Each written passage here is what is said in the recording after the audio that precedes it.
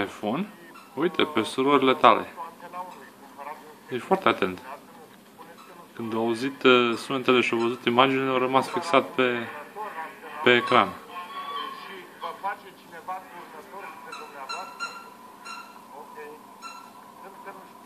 Cine e acolo? Îl recunoști?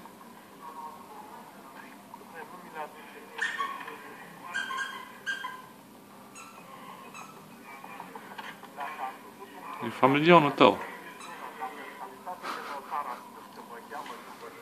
Ha?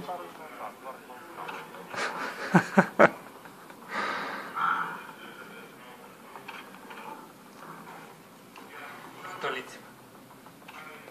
Ia vezi. Ăștia sunt potoliți, pe lângă Typhoon, ăștia sunt, mamă, modele. Uite, nu mai apăsa pe... Are el ce are cu trackpad-ul. Învață să lucreze la calculator deja. Ha? Typhoon. Oh, ce dor de ele.